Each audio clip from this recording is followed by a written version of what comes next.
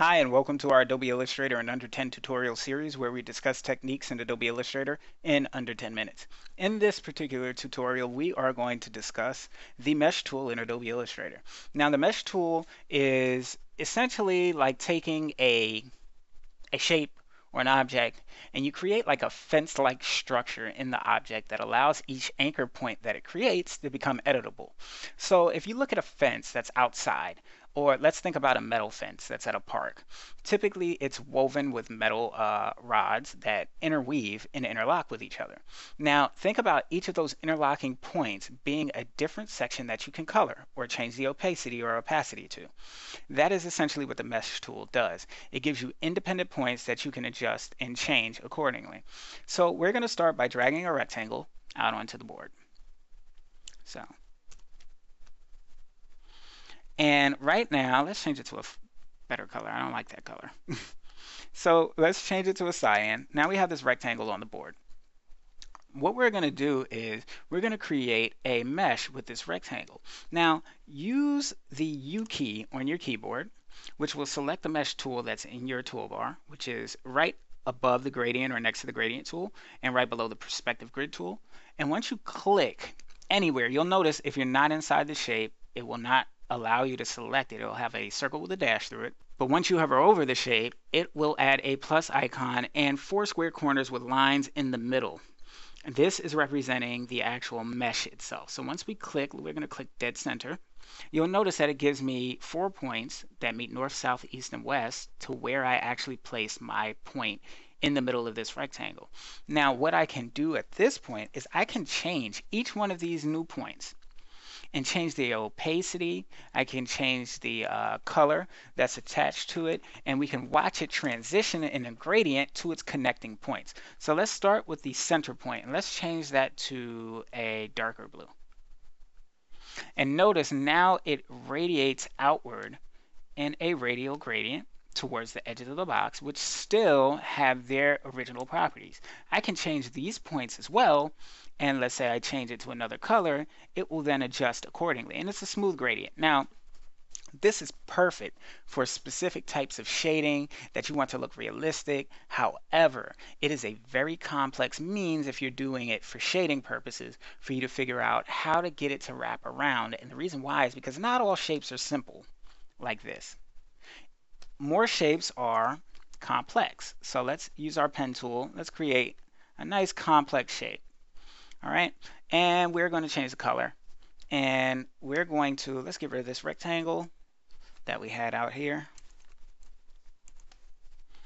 and we're going to drag this shape upward, and we're going to use our U key to get our mesh tool out again. And once we click it, unlike the rectangle, you'll notice that these lines try to correspond to the point that they're ending at. They go from one point to another, but it may sometimes, and I'll zoom in to show you this, it may go outside of the bounds of the actual shape, which means you're going to get some hard, harsh gradient lines. So let's change this color and watch how the lines form in that area. See how we get these sharp cuts? And that is because the way we've developed this, it cuts at hard angles, therefore making it difficult for the gradient to be smooth and cut across the path of the shape. We can change the points like the handles. We can move our actual mesh point, and we can also add other mesh points, each with their own individually styled properties that we can change. But again, it becomes a bit messy. Some techniques and tricks to getting a smoother look is to start with a basic shape and then mold that shape into the shape of the artwork that you're actually trying to shade. This is an excellent example.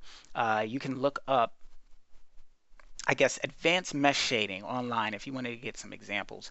And you'll notice how some people utilize this technique to get really, really super photorealistic, hyper realistic imagery that now scales infinitely because it's still a vector object. So it's really, really an excellent tool to use, especially for shading. Problem is, it's very, very complex if you're not aware of how to manipulate it.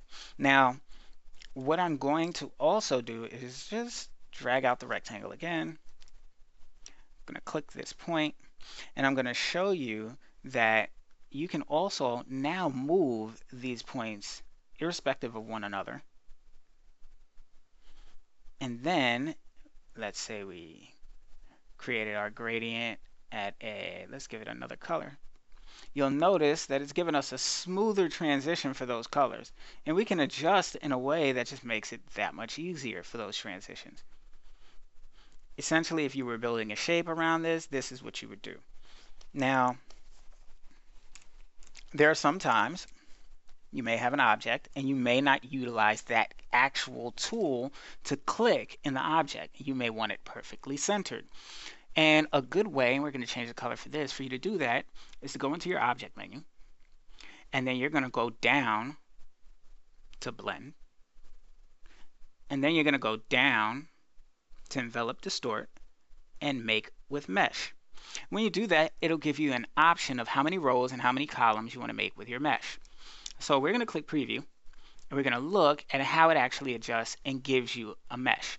Now this is a little bit different than the meshing that we were discussing before. See, the gradient mesh allows you to change colors and properties, where the envelop mesh only allows you to change the shape of the object. So if we were to click this now, and we were to click here and try to change the color, nothing actually happens. But what it allows us to do is think of it like a bounding box that allows you to push and pull in the direction of the anchor points of this grid. So if I pull this out here, and you don't see anything yet, but once I do, you'll notice how this then starts to adjust its shape according to how far I'm pulling and or pushing in specific directions. Okay, so that's the envelop mesh, and then the gradient mesh is the previous tool that I showed you. So if you have any questions, feel free to ask.